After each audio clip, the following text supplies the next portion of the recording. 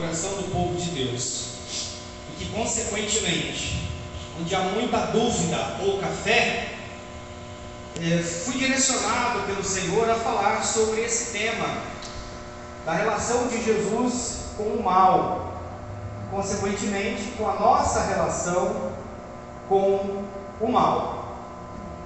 Normalmente, dentro da igreja, não estou falando dessa igreja, mas da igreja de um modo geral, nós temos duas formas de pensar sobre a questão do Satanás, do diabo, do demônio. A primeira delas é uma consideração exagerada. A impressão que dá é que está lá Deus e o diabo, 1-1, final da Copa do Mundo, 45 do segundo tempo, fizeram um pênalti no time de Deus, e aí Deus foi lá e ganhou o jogo.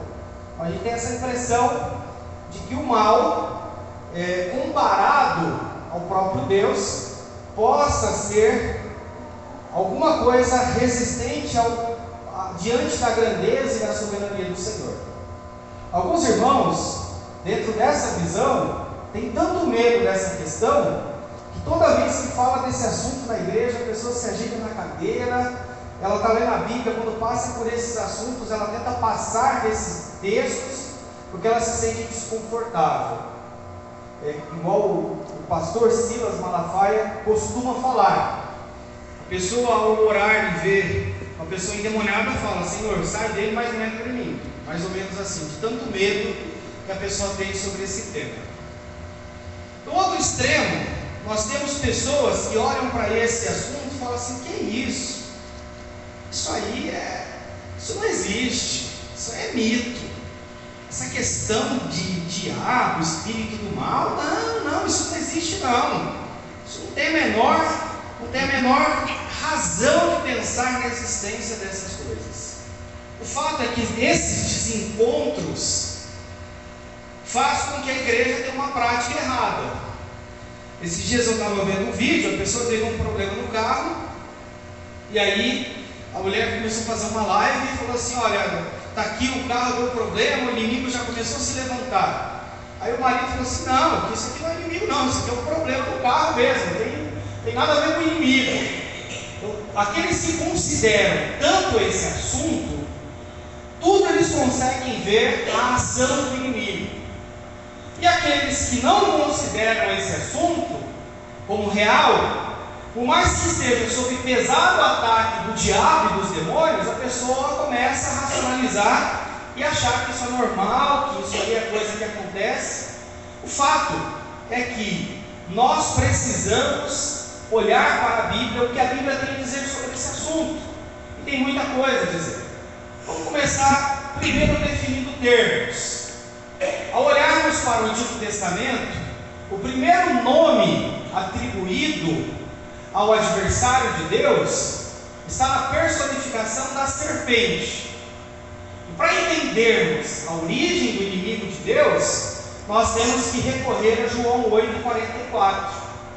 O diabo é homicida desde o princípio, nunca se firmou na verdade, porque nele não há verdade. Quando fala a mentira, fala do que lhe é próprio, porque é mentiroso e pai da mentira. Em João 8,44, fica muito claro que desde o princípio, o mal, na pessoa de Satanás, existe. Este, que segundo o que nós podemos olhar para a Bíblia, veio da rebelião, da desobediência ao próprio Deus, e sendo julgado e lançado fora da presença de Deus. No Antigo Testamento, ele é chamado de Satanás. A tradução literal desse termo é adversário. Adversário de quem? Adversário do próprio Deus e do seu povo. No Novo Testamento, o inimigo do povo de Deus, ele é chamado de diabo. O diabo, o significado literalmente, aquele que coloca de um lado e do outro, mostrando muito mais o que ele faz: causar a discórdia na vida das pessoas. O diabo, ele não é onipotente, isso significa que ele não tem todo o poder, ele é uma criatura de Deus, então ele não tem todo o poder como Deus tem. Ele não é onisciente, ele não sabe todas as coisas como Deus sabe. ele sabe, tem uma inteligência, mas não é uma inteligência ou sabedoria comparada ao próprio Deus, em hipótese alguma. E ele também não é onipresente, ele não está em todos os lugares como o próprio Deus está.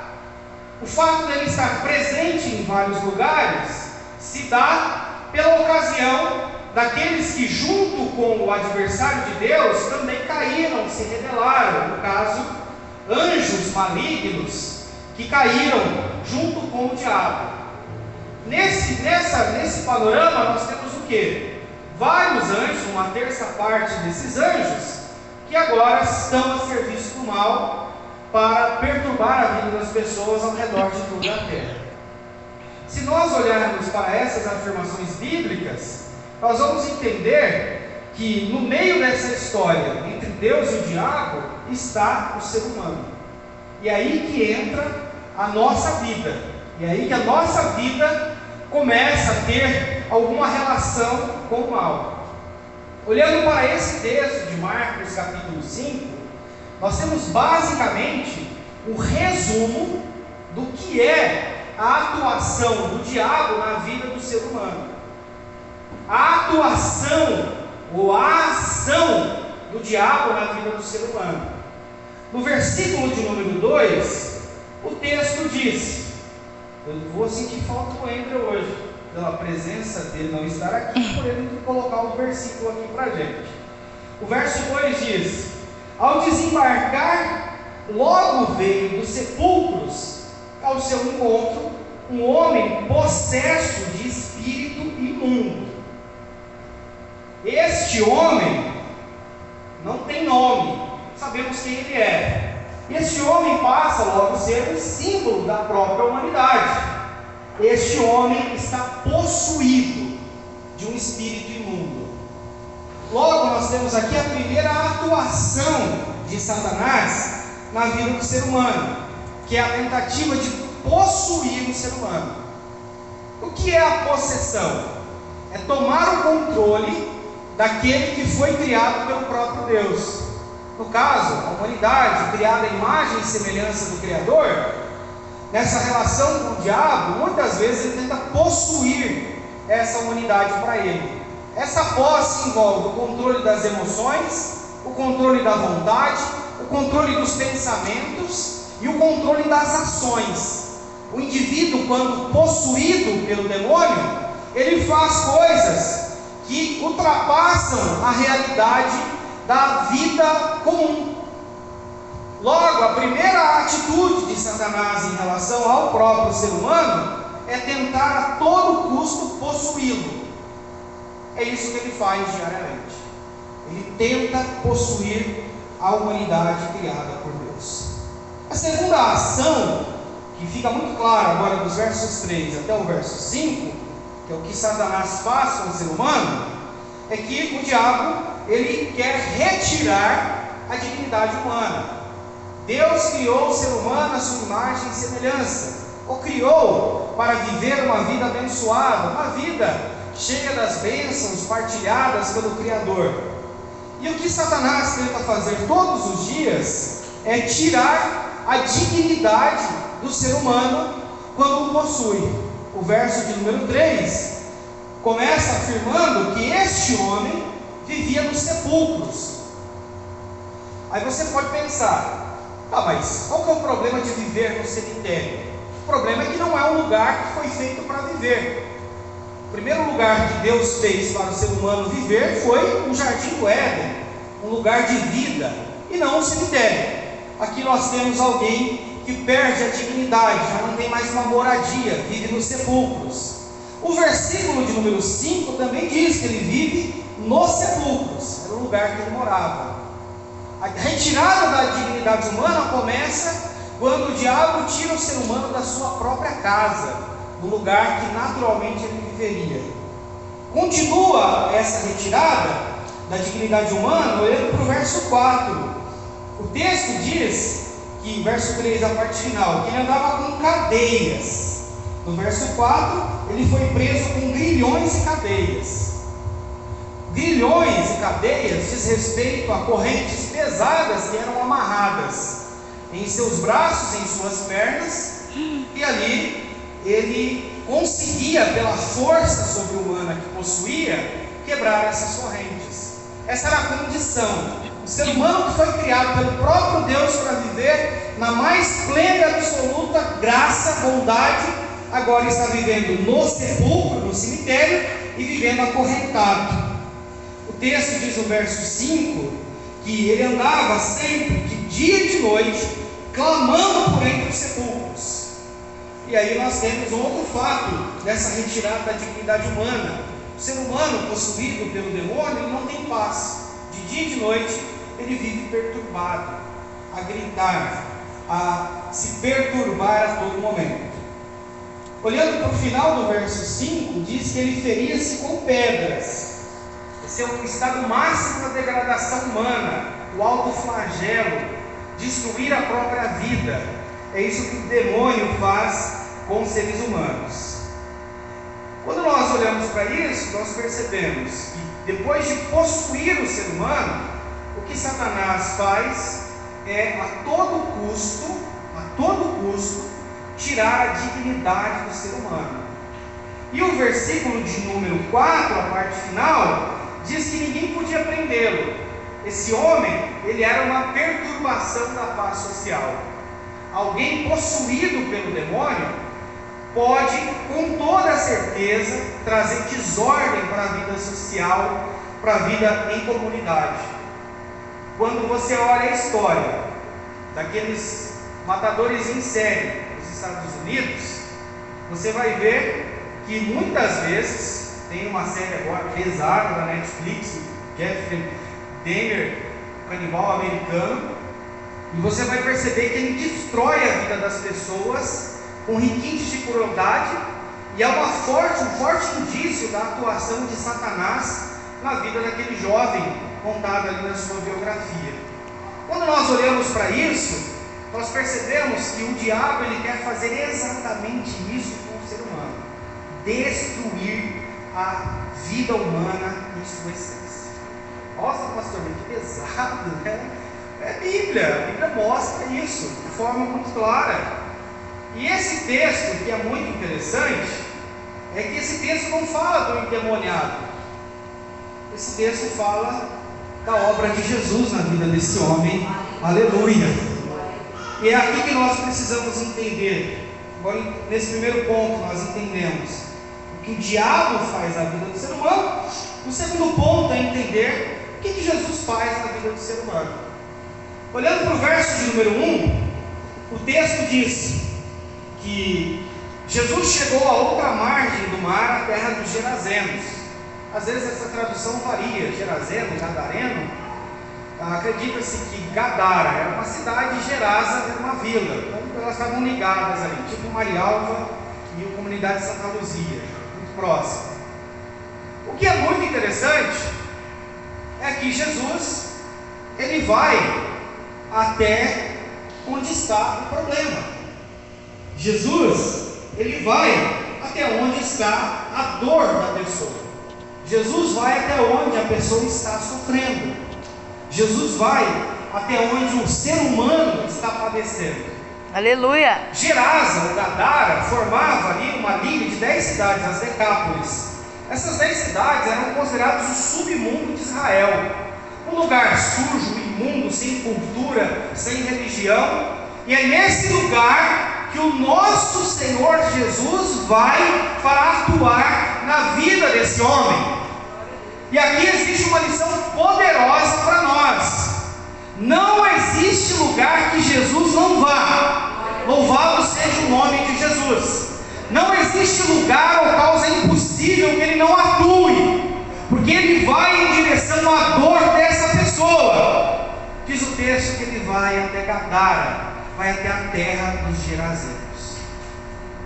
Irmãos, nós podemos até pensar que, não, mas a igreja não precisa se envolver com isso, a igreja precisa sim se envolver com isso. A igreja precisa ir até onde as pessoas estão padecendo. E somente a luz do Evangelho pode trazer libertação verdadeira, genuína, para o ser humano na sua condição de prisão e cadeia espiritual. Só tem um jeito de levarmos libertação, levando Jesus a esses corações. João capítulo 1, verso 14 diz que o Verbo se fez carne e habitou entre nós, cheio de graça e de verdade. Vimos a sua glória, glória do unigênito do Pai. Jesus vai até onde o coração humano sente a dor. Isso é muito importante. Jesus vai até onde o ser humano está padecendo. E é por isso que nós somos chamados para replicar o modelo de Jesus, de ir até onde as pessoas estão padecendo. Olhando para esse texto, uma segunda atitude que Jesus tomou em relação a esse homem e ao mal, de uma forma geral, é que Jesus liberta o ser humano do poder do diabo. Dá uma olhada no que está escrito no versículo 8. O texto diz, no verso 8: porque Jesus lhe dissera: espírito imundo, sai desse homem. Jesus foi até Gadara, ou Gerasa. Chegando nessa cidade, desceu do barco, esse homem chegou até ele. E a primeira coisa que Jesus fala para esse homem é: espírito imundo, sai dele. Isso mostra que Jesus foi até aquele lugar especificamente para libertar aquele homem daquela condição. Assim como ele veio até nós na face dessa terra, exclusivamente para nos libertar da condição que vivíamos sob o domínio de Satanás. Isso precisa entrar no nosso coração. Jesus vai para resolver o problema de fato daquele homem. Jesus é tão poderoso, Jesus é tão glorioso, Jesus é tão tremendo, que os versos de número 6 e 7 mostram que o endemoniado, naquela condição, se curva diante de Jesus e o adora. Louvado seja o nome de Jesus. O poder, a graça, a unção do Espírito Santo que estava sobre Jesus era tamanha que aquele homem só consegue se curvar diante do Filho de Deus. Se nós olharmos para a Bíblia, especificamente para o Novo Testamento, onde conta a história e mostra a obra de Jesus, nós vamos ver a vitória de Jesus em 3 esferas em relação aos demônios. A primeira delas acontece em Mateus capítulo 4, do verso 1 ao 11. Jesus, o último Adão, foi tentado como foi tentado o primeiro Adão. O primeiro Adão foi tentado e caiu e pereceu, condenou a humanidade na queda. Jesus, como o último Adão, ele foi tentado, mas por 3 vezes resistiu, e o próprio Satanás teve que sair ao redor dele para outro lugar. Isso mostra que a vitória de Jesus, quando veio nessa terra, é em relação à tentação. O texto de Mateus capítulo 4, verso 4, verso 7 e verso 10, Jesus mostra como ele vence a tentação do diabo.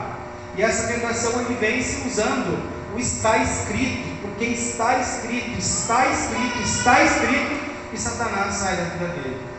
Mostrando para nós, irmãos, que a única forma de vencer o inimigo nas nossas vidas é seguirmos o que está escrito, a palavra de Deus no nosso coração.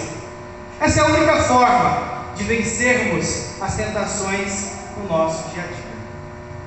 A segunda esfera de atuação que Jesus vai libertar a humanidade é quando ele vai nas cidades, nos vilarejos, nos povoados, e se depara com esses homens, mulheres, possuídos por espíritos imundos. O texto diz no verso 8 que Jesus diz: espírito imundo, sai desse homem. Essa expressão sair é o que dá origem ao nosso termo exorcismo. É quando Jesus arranca aquele demônio da vida daquela pessoa, para nunca mais aquele espírito a perturbar. E é exatamente isso que Jesus faz com esse rapaz. E é exatamente isso que a igreja foi enviada a fazer no seu ministério na terra, a ir até as pessoas e dar a elas essa condição de liberdade, exorcizando, expulsando o demônio da vida das pessoas que estão sofrendo. Isso é muito interessante, porque no versículo de número 8, o texto diz: o próprio Jesus, espírito imundo, sai desse homem, de forma imperativa, declarando isso. O que nós vemos hoje, e para a tristeza nossa, o que muitas vezes acontece nas igrejas, é que não há preocupação com o endemoniado, há preocupação com o espetáculo. Muitas vezes, pastores, usando esta suposta autoridade de Jesus, começam a entrevistar os endemoniados, fazendo-os passar pelo mais terrível sofrimento, porque estão sofrendo naquela condição, e para mostrar o quanto são poderosos para as pessoas. Neste caso, Jesus não está aqui disposto a abrir um diálogo com Satanás, ele está ali disposto tão somente a expulsá-lo.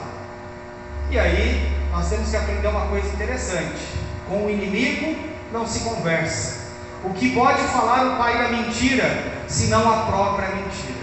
O que nós somos enviados a fazer nesse mundo foi expulsar e não conversar, bater papinho com o Satanás.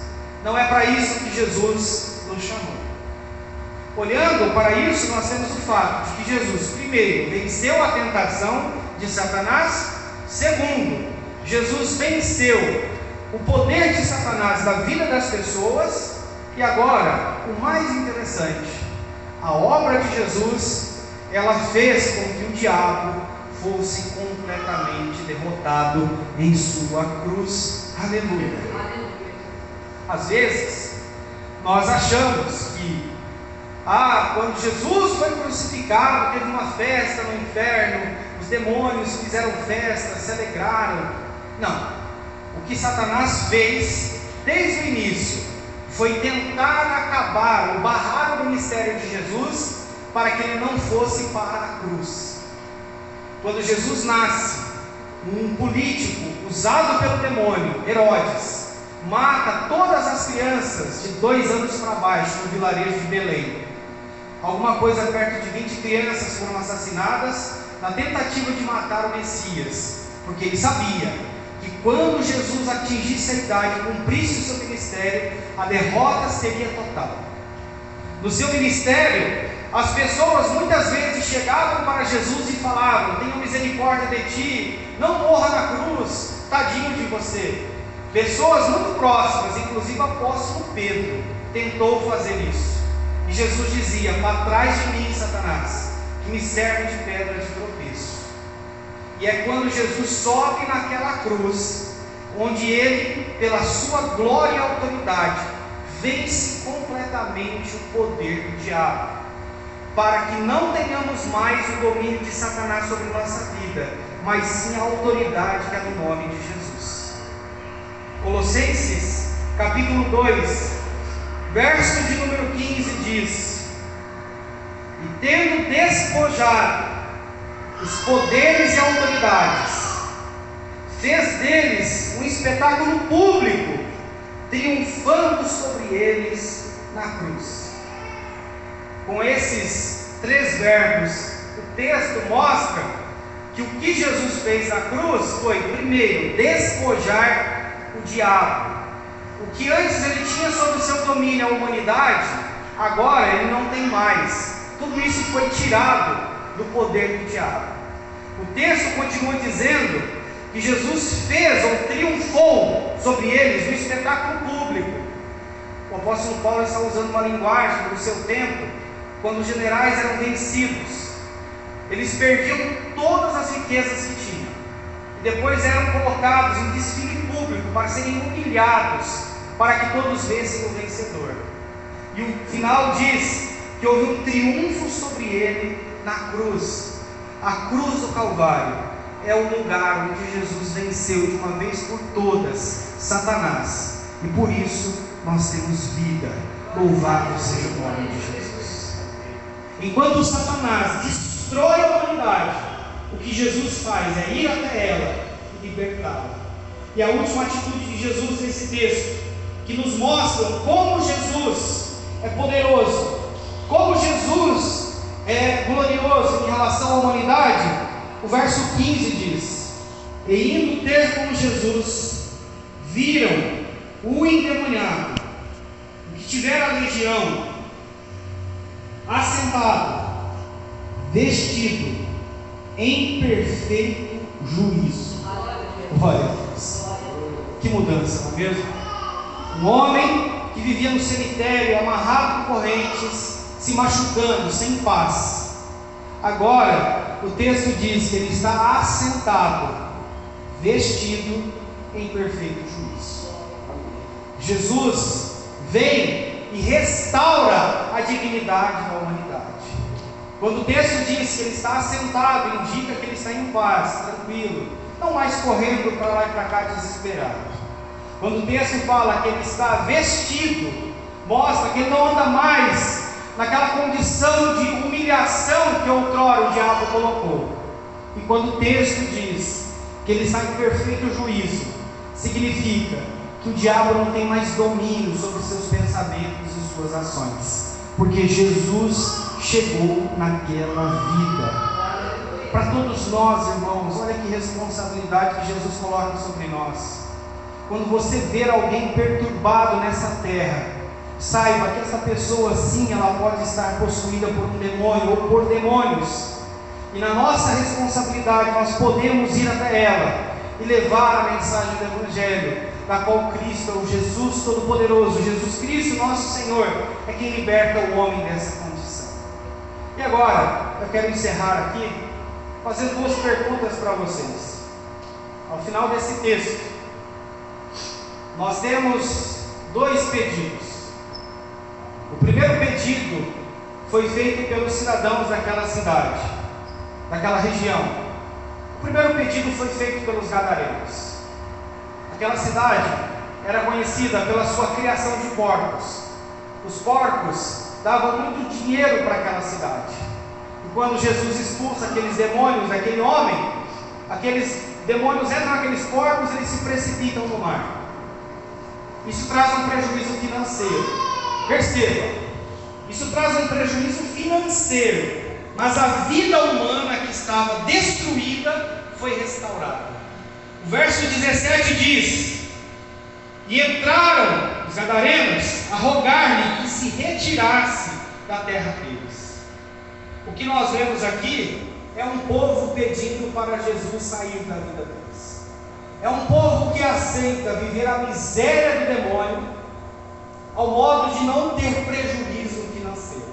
Alguma semelhança com o nosso tempo, com certeza.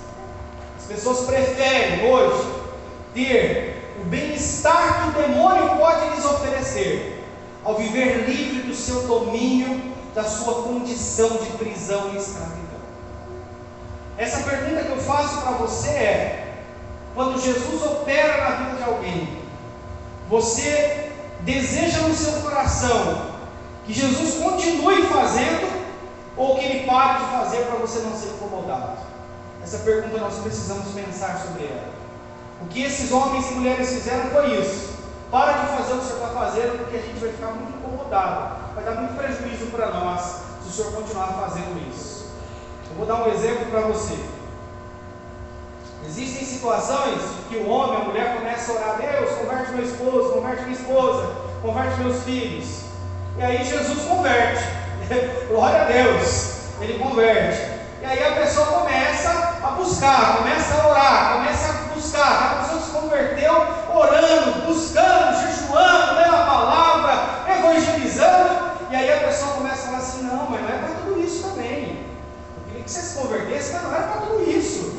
Agora você vai virar uma freira, vai virar um padre, vai ficar dentro da igreja.